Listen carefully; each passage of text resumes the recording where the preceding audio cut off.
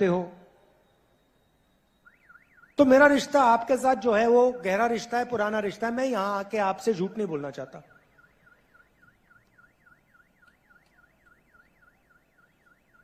प्रधानमंत्री यहां आए, उन्होंने आप सबसे 15 लाख रुपए का वायदा किया था, कहा था हर बैंक अकाउंट में 15 लाख रुपए डाल दूंगा। कर दिया? भैया बाद में कीजिए। किसी के बैंक अकाउंट में नहीं आया। उन्होंने कहा था कि नोटबंदी से काला धन मिट जाएगा, मिट गया। कहा था किसानों का किसान बिल से फायदा होगा, किसानों ने स्वयं बिल को रद्द कर दिया। देश के सारे किसान खड़े होकर कहते प्रधानमंत्री झूठ बोल रहा है, हमें नहीं चाहिए ये बिल। तो आप जानते हो सच कौन बोलता है, झूठ कौन बोलता है।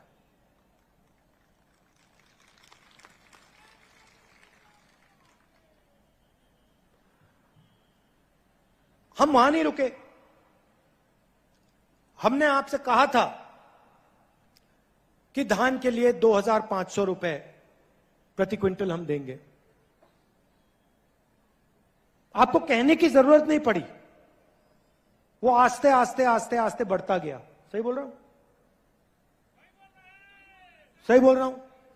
तो हमें बोलने की जरूरत भी नहीं है, मैं आपको कह रहा हूं। हमने अनाउंस किया है कि 3,200 रुपए प्रति क्विंटल मिलेगा। लिख लो, रख लो। 5 साल मैंने 2,500 कहा था, अब मैं कह रहा हूं 3,200 से शुरुआत होगी। शुरुआत मतलब 3,200 से शुरुआत होगी और उसके बाद यह बढ़ता जाएगा, बढ़ता जाएगा। जितनी जरूरत किसान को होगी, जो हम कर सकेंगे हम करके दिखा देंगे। आपको कहने की जरूरत नहीं, आपको बताने की भी जरूरत नहीं कि भैया हमें ज्यादा पैसा चाहिए। आप देखना वो बढ़ता जाएगा, बढ़ता जाएगा।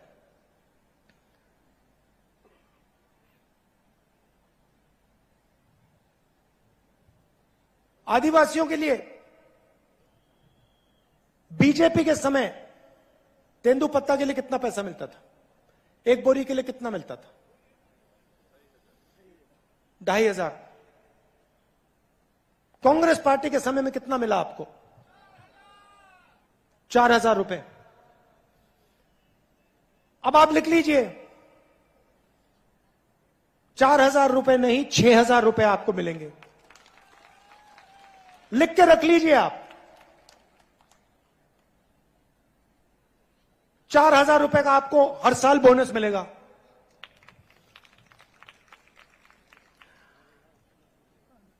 ₹23,000 करोड़ रुपए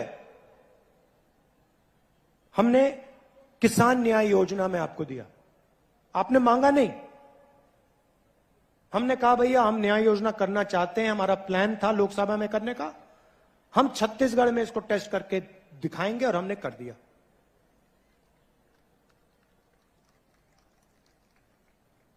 आप मुझे एक बात बताओ, जब बीजेपी की सरकार यहां थी, कर्जा माफ किया उन्होंने? धान के लिए सही रेट दिया क्या? तेंदुपत्ता के लिए सही रेट दिया? बोनस दिया? मुफ्त में बिजली दी? तो क्या बात कर रहे हैं ये लोग? मतलब क्या बात कर रहे हैं? अब मैं आपको छोटी सी बात बताता हूं।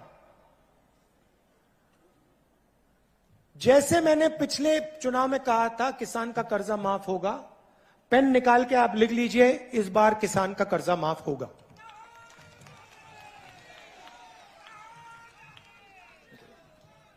किसान का कर्जा माफ होगा।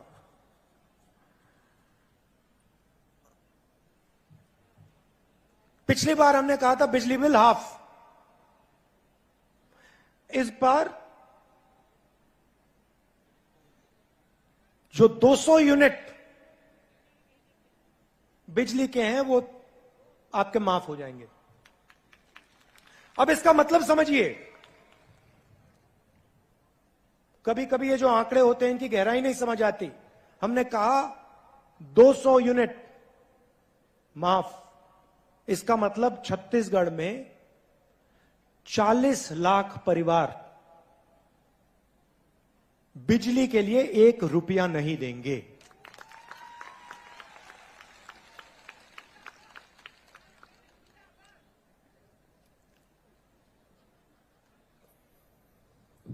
केजी टू पीजी आपने सुना है?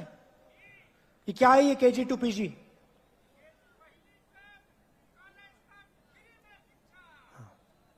हिंदुस्तान का पहला स्टेट होगा जहां पे केजी से लेकर पीजी तक शिक्षा मुफ्त में मिलेगी।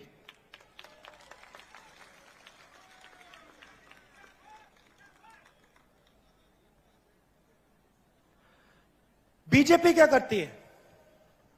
सारे के सारे स्कूल प्राइवेटाइज कर देती है, कॉलेजेस प्राइवेटाइज कर देती है, अस्पताल प्राइवेटाइज कर देती है। आदिवासियों को वनवासी कहते हैं, सुना आपने? आदिवासी को ये लोग वनवासी क्यों कहते हैं? मुझे बताओ, कोई बता सकता है? वनवासी शब्द में और आदिवासी शब्द में क्या फर्क है? हाँ, और वनवासी जंगल में रहने वाले। अच्छा बताइए, आपका नाम क्या है? गोवर्धन जी, आपने वो जो बीजेपी का वीडियो था जिसमें बीजेपी का नेता एक आदिवासी पे पेशाब कर रहा है, वो आपने देखा? मध्य प्रदेश में देखा आपने? आपने कभी बीजेपी के किसी नेता को जानवर को पर पेशाब करते हुए देखा है? तो बीजेपी के नेता जानवर पर पेशाब नहीं करते, मगर आदिवासी पर पेशाब कर रहे हैं। देखिए, आदिवासी शब्द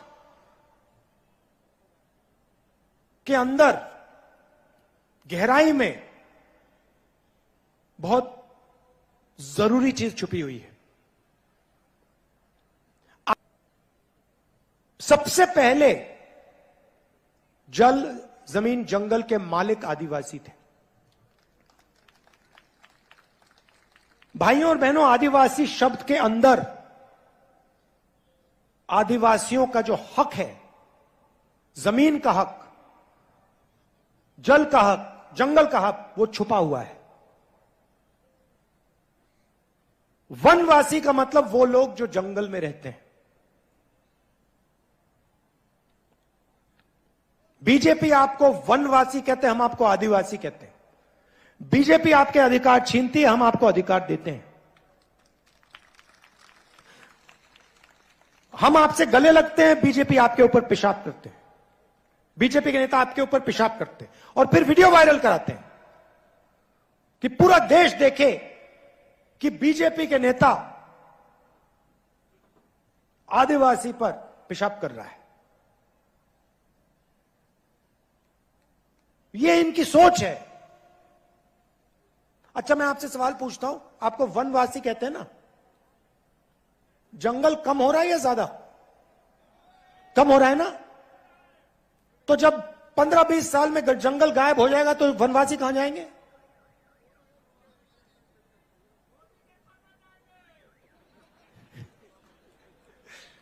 कहां जाएंगे? सड़कों पे भीख मांगेंगे। सड़कों पे भीख मांगेंगे।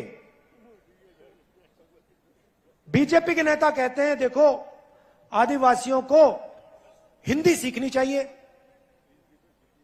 छत्तीसगढ़ी मत सीखिए, अंग्रेजी मत सीखिए। मगर आप किसी भी बीजेपी के नेता से पूछो कि भैया आपका जो बच्चा है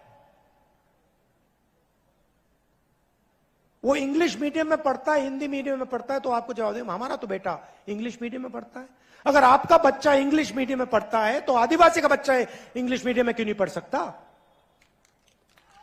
अगर आपका बच्चा सपना देख सकता है तो आदिवासियों का बच्चा, दलितों का बच्चा, पिछड़ों का सब बच्चा सपना क्यों नहीं देख सकता? उनमें क्या कमी है? इसलिए हमने पूरे स्टेट में English medium school, Swami Atmanand school का जाल बिछा दिया है। और हम इसको बढ़ाते जाएंगे जब तक हर आदिवासी युवा अंग्रेजी में बात कर पाए। क्यों चाहते हैं मैं बता देता हूं आपको। छत्तीसगढ़ में रहना है, छत्तीसगढ़ में काम करना है, छत्तीसगढ़ी बोलिए। यूपी में जाना हो, बिहार में जाना हो, दिल्ली में जाना हो काम करने के लिए, हिंदी बोलिए।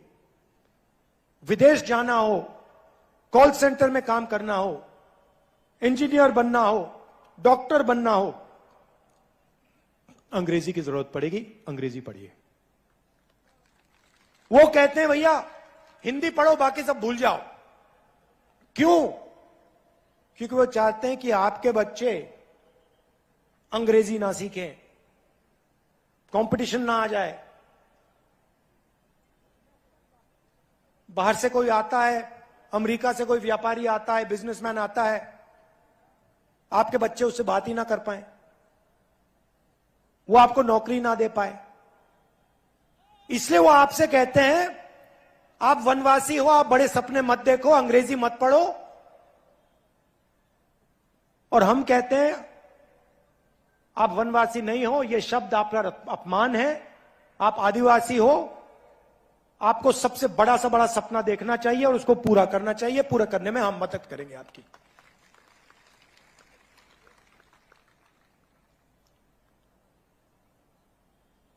यहां पे पिछड़े वर्ग के लोग भी हैं। कुछ दिन पहले नरेंद्र मोदी जी ने बहुत अच्छी बात बोली, मैंने पहली बार सुनी है। हर भाषण में कहते हैं मैं ओबीसी हूं, हर भाषण में ओबीसी की बात करते हैं। और जब मैंने जाति जनगणना की बात शुरू करी, जब मैंने कहा कि जाति जनगणना होना चाहिए, कहते हैं हिंदुस्तान में कोई जाति नहीं है, हिंदुस्तान में सिर्फ एक जात है, गरीब, और कोई जाति नहीं। तो नरेंद्र मोदी जी, अगर हिंदुस्तान में एक ही जात है, उसका नाम गरीब है, तो आप अपने आप को ओबीसी क्यों कहते हो? और अगर एक जात गरीब है तो अमीर कौन है? अमीर में कोई जाति नहीं है, सिर्फ एक जात है हिंदुस्तान में, वो है गरीब। आपने चुनाव जीत लिया, रोज हवाई जहाज में उड़ते हो, करोड़ों रुपए के सूट पहनते हो, हर रोज नया सूट पहनते हैं मोदी जी। आपने कभी देखा है नरेंद्र मोदी जी को 2 बार एक कपड़ा पहनते हुए? कभी देखा आपने कि मोदी जी ने एक कपड़ा 2 दिन के लिए पहन लिया? कभी देखा? एक दिन में 3, 4, 5 कपड़े पहनते हैं मोदी जी। तो आपने चुनाव जीत लिया, करोड़ों के सूट पहन रहे हो,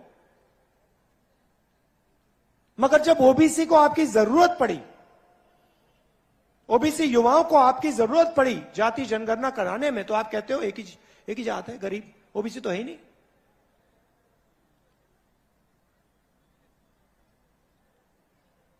भाई और बहनों, हिंदुस्तान को एमपी नहीं चलाते, हिंदुस्तान को 90 अफसर चलाते हैं।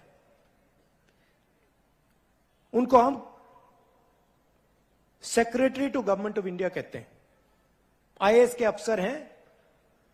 और ये 90 लोग हिंदुस्तान का पूरा पैसा जो है उसको बांटते हैं। मनरेगा में कितना जाएगा, सेना को कितना मिलेगा,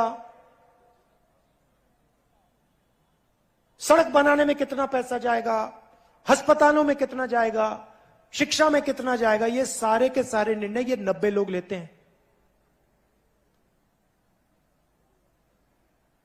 पार्लियामेंट हाउस में मैंने एक आंकड़ा रखा, मैंने कहा कि देखिए 90 लोग में से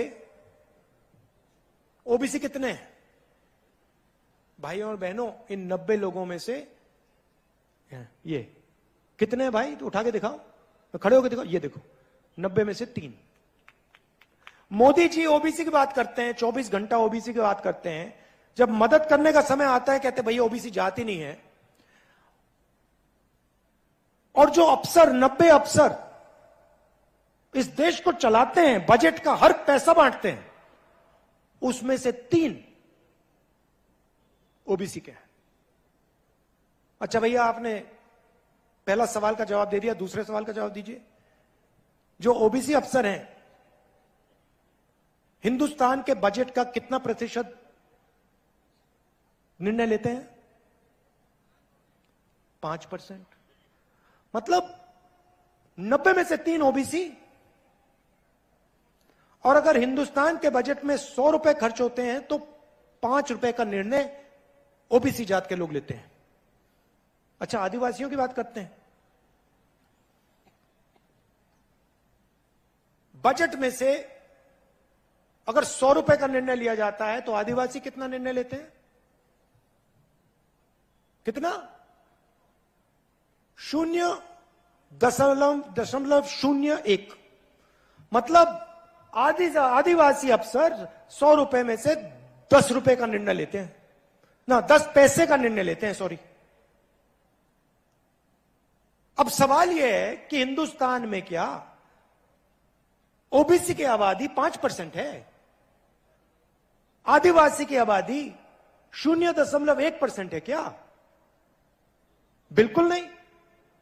पूरा देश जानता है कि ओबीसी की आबादी कुछ भी होगी 5% तो नहीं है। और पूरा देश जानता है कि आदिवासी की आबादी कुछ भी होगी मगर 0.1% तो नहीं है। मैं आपसे क्यों कह रहा हूं? क्योंकि देश को चलाने में आदिवासी, दलित, पिछड़ों की कोई भागीदारी नहीं है।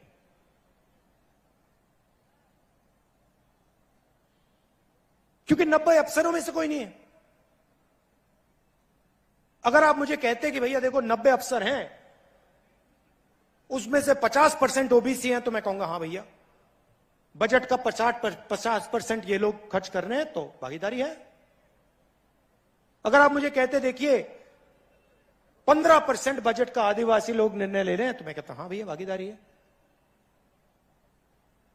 इसलिए मैं चाहता हूं, और ये ओबीसी के जो युवा हैं, आदिवासी युवा हैं, आप इस बात को उठाइए, ये आपके भविष्य की बात है। इसलिए मैं चाहता हूं कि जाति जनगणना हो। सबको पता लग जाएगा कि देश में आदिवासी कितने हैं, दलित कितने हैं, पिछड़े कितने हैं, जनरल कितने हैं, सबको पता लग जाएगा। एक बार सबके आंकड़े हमारे सामने आ जाएंगे,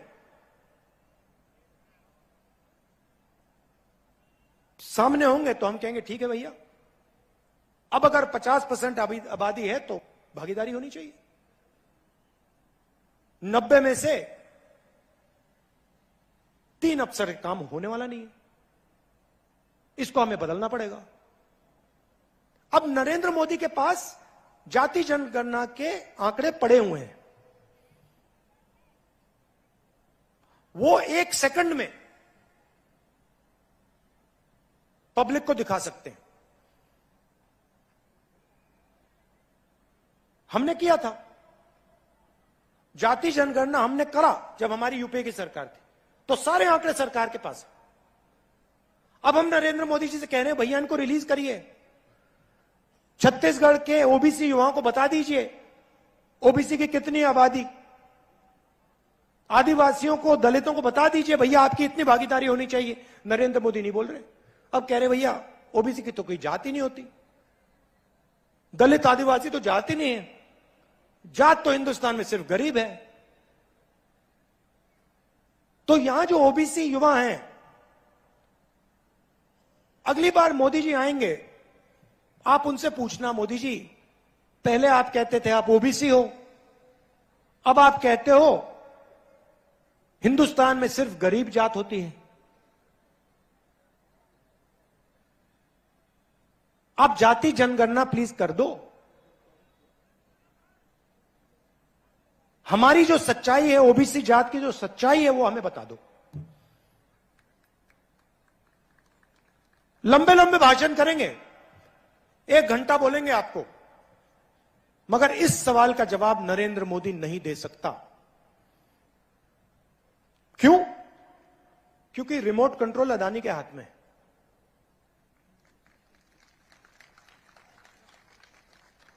सरकार को अदानी चला रहा है, नरेंद्र मोदी का चेहरा दिखाते हैं। देखो हंस रहे हैं ये, देखो मुस्कुरा रहे हैं। क्या नाम है आपका भैया? नहीं, मीडिया वाले जो हैं जो मुस्कुरा रहे हैं, क्या नाम है आपका? मुस्कुराहट चली गई, डर गए। तो 24 घंटा ये दिखाते हैं मोदी जी, मोदी जी, मोदी जी, मोदी जी। क्यों?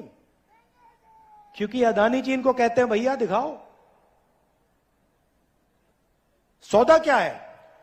मोदी जी की मार्केटिंग ये करते हैं, और आपका जल, आपका जंगल, आपकी जमीन मोदी जी अदानी जी को दे देते हैं।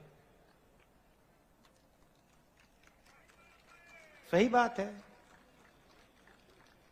सच्चाई है, पूरा देश जानता है। तो मैंने आपको शुरुआत में कहा, देखो भैया, जो मैं कह देता हूं मैं कर देता हूं। यहां पे मैंने कहा था 2500 रुपए धान के लिए मिलेगा, मिल गया। मैं आपको यहां कह रहा हूं कि छत्तीसगढ़ में जैसे हमारी सरकार आएगी ना, जात का सेंसस हम वहीं उसी दिन शुरू कर देंगे। और दिल्ली में मोदी जी करें ना करें, हर आदिवासी युवा को यह समझ आना चाहिए, आपके भविष्य की बात है, आपके भागीदारी की बात है। मोदी जी करें ना करें मैं नहीं जानता,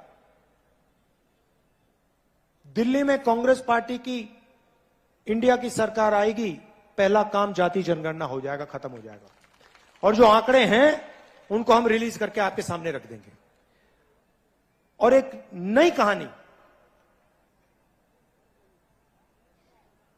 ओबीसी युवाओं के लिए, आदिवासी दलित युवाओं के लिए एक नई कहानी शुरू होगी। आज आप लोग नरेंद्र मोदी की जो पॉलिसीज है, नोटबंदी, जीएसटी, इसने जो हमारी रीढ़ की हड्डी है, हिंदुस्तान की रीढ़ की हड्डी को तोड़ दिया है।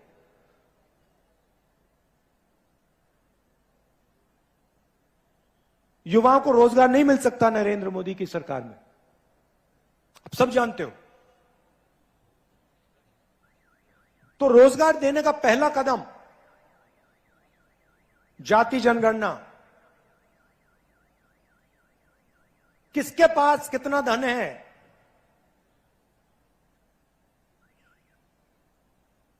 नब्बे अफसर में से ओबीसी कितने, दलित कितने, आदिवासी कितने, और क्यों, और पिछड़ों की आबादी कितनी, ये सवाल है। और इन सवाल के जवाब कांग्रेस पार्टी और मैं आपको दिलवा देंगे। आप सबका बहुत बहुत धन्यवाद। देखिए, बीजेपी आपसे, आपके पास आती है, झूठे वायदे कर जाती है। हर भाषण में मैं कहता था कि हमारी सरकार आएगी तो 2-3 काम पक्के होंगे, गारंटी करके होंगे। सबसे बड़ा काम किसानों का कर्जा माफ,